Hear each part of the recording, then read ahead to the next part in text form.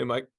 All righty, Coach. Thanks for joining us. We'll start lightning round out here with Tim May from Leonard Monroe. Tim, go ahead and lead us off.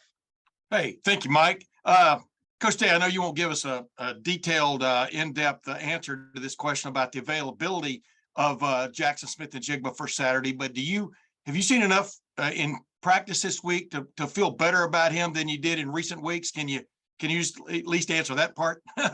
Yeah, I can answer that, and the answer is yes. That's it. That's all you got. All right, well, that's better than nothing. Thank you, man. All righty. All right, we'll go next to Austin Ward from Rivals. Austin, go ahead. Hey, Ryan, we saw Sonny Styles get involved a little bit with heavier personnel against Wisconsin. I don't know if that will or will not happen in the second half of the season for you all, but just the fact that we're having that conversation seems significant for somebody who should still be a senior in high school. Yeah, I totally agree. To think that, I think his family and I met last year. I think it was during the Michigan State week over at the Blackwell, and when they shared that they wanted to reclassify, I kind of took a deep breath and said, okay, I guess we're going to do this, because that's not easy to do. But to say he's overachieved would be an understatement. To think that he should be in high school, and the way he's approached his day-to-day has been impressive. He's earned the respect of everybody here. And like you said, to think that he's going to be on the field in the Big Ten as a reclassified freshman is really significant. So he's continuing to grow. He's doing well academically, and he'll continue to have opportunity to get better and play. All righty, we'll go next to Jared Smalley from WCMH. Hi, Ryan. Related to Jackson here, a couple weeks ago at Michigan State, you had Mike Hall available, and he played a little bit. I think he took 7 snaps in the game and played very well. I'm wondering if you're able to have Jackson available Saturday, because of the position he plays, the unique nature of it. Would you try to limit reps, or would you be comfortable? Or basically, if he's cleared to play, he's cleared to play and he goes full speed. How do you go about managing those two things? No, I think you bring up a good point. We try to, take a lot of the gray out of it and just say either they're available or they're not available to play. But I think to your point, whether they're available to play for an entire game or not, like for instance with Mike, that's different. So those are the decisions that that we continue to for all of our guys look at and try to figure out how many plays is the right number of plays for a guy. So you hear people talk about a pitch count and things like that, and so we talk about those things all the time, and so that'll be the case for some guys, and not in particular to Jackson, but that is part of the discussions going into game for some players. All righty, we'll go next to Dan Hope from 11 Warriors. Ryan, Mayan coming off an injury, Travion getting banged up as well. Just how are those two guys doing? Are you expecting both of them to be available on Saturday? Yeah, we are. It's great to have both of those guys back. I think that the bye week really helped both of them, and looking to have a full strength running back core. All righty, next up, Bill Landis from Rivals. Hey, Ryan, when it comes to play calling in the red zone, I know the ability to throw down there is important, but how important is just the willingness to do it down there and show defenses that even when you are in the shorter area of the field, you're still going to make them defend the entire width, and then I guess whatever yardage is there in terms of depth in the red zone too.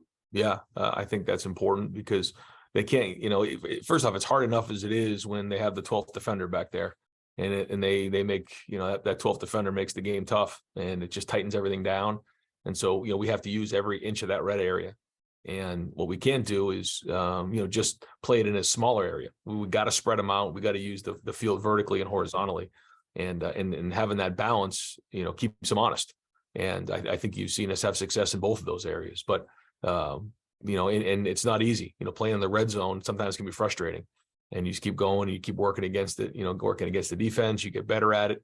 And then after a while, you feel more comfortable in those areas, but we're always looking to strike a balance, always trying to figure out what the right, a play on the 2-yard line is a lot different than a play on the 10-yard line. So it's very specific. And then, even last week we found ourselves 3rd down. I think we're on the 3-yard line, middle of the field. I felt like I had gone through like about every scenario almost possible in the red zone. And then all of a sudden the ball is 3rd and 3, middle of the field on the 3-yard line. I'm like, I literally said to the guys on the headset, well, I haven't gone through this one in my head. We gotta figure this out real fast. And we did. And then guys, were able to, come up with the answer, and it was great. But, always trying to figure out what those situations are late in the game, early in the game, 2-point plays, 1st down, 2nd down, 3rd down, all those types of things. So a lot of those different scenarios can come up, and that's how you win and lose games. So we spend a huge amount of time in the red zone. All righty, we'll go next to Clay Hall from ABC6. Hey, Coach, you talked about the sacrifice on your radio show there and giving more in the last 6 games. How do you think the players could give more? Do you advise them? And how would Ryan Day sacrifice or give more in the last half of the season? No, I think you hit it right on the head. It's not just players, it's coaches, it's staff members, it's everybody. If we want to go reach our goals, what's going to make us different than everybody else in the country? And we have to be able to sacrifice things, and a lot of times that's time. That's, doing things that maybe, normal people do. We can't do that. You have to sacrifice a lot of things, sometimes for coaches, you got to sacrifice sleep early in the week. That's how it goes. You got to try to outwork people. You got to spend time. And I think that's important, but it's for everybody. And it's not just one thing across the board. Everybody kind of understands what do they need to sacrifice. Maybe it's video games. Maybe it's, I don't know what it might be. But I know for a fact, if we want to be, reach our goals, then we have to be different than everybody else. Right. All righty, we'll go next to Joey Kaufman from the Columbus Dispatch.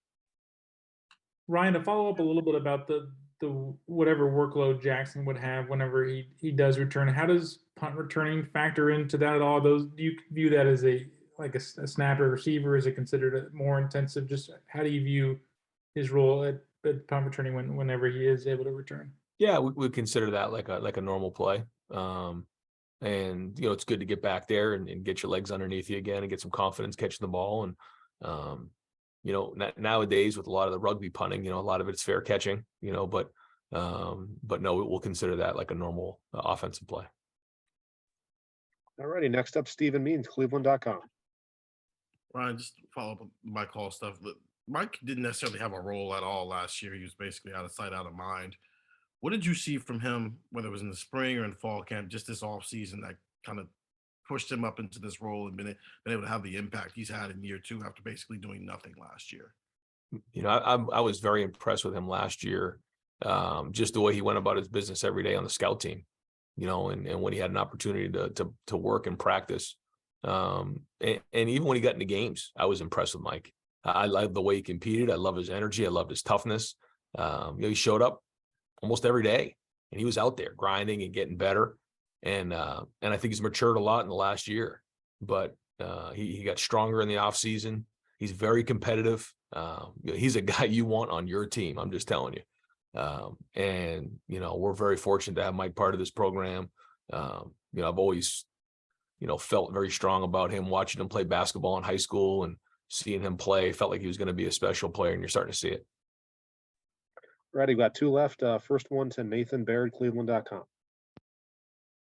Hey, Ryan, we saw Court Williams with a pretty elaborate contraption on his arm yesterday after practice. Just curious if you guys expect to have him down the stretch this season, and if what it means when a captain who would presumably be, you could count on him for leadership things in a game, just can't get on the field the way he's been able to this year.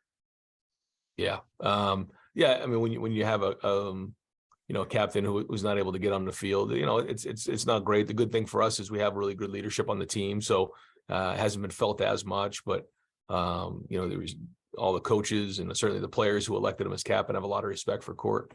I could probably get you a more concrete answer to that on Court. It's long-term prognosis, but it is a long-term injury, and not sure exactly when he'll be back. All righty, and we'll wrap it up. Last question to Bill Rabinowitz, Columbus Dispatch. Ryan, after the Michigan State game, you gave a lot of praise to Marvin Harrison Jr.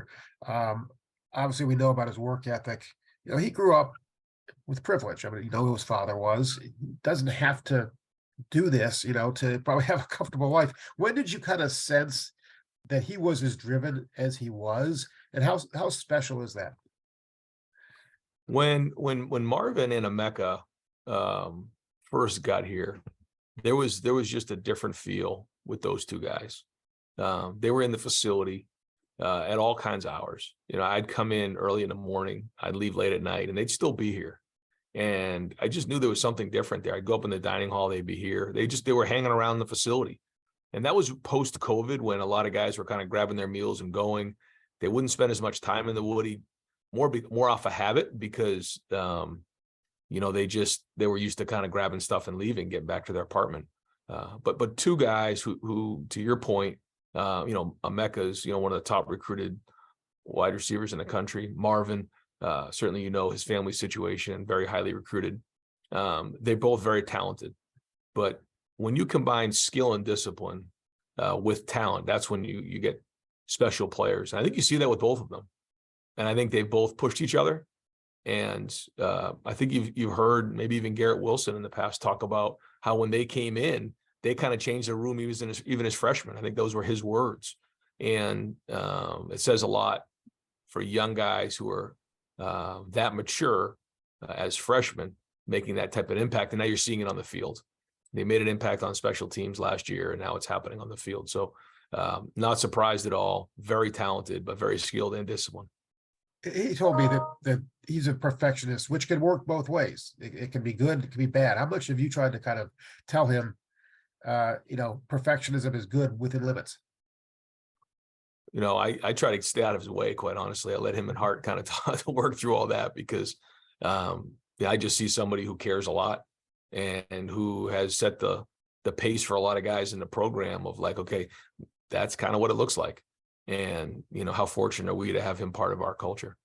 All right. Thanks, Ryan. Yeah. All righty, Coach. Thank you so much. We'll talk to you after the game Saturday. Thanks, guys.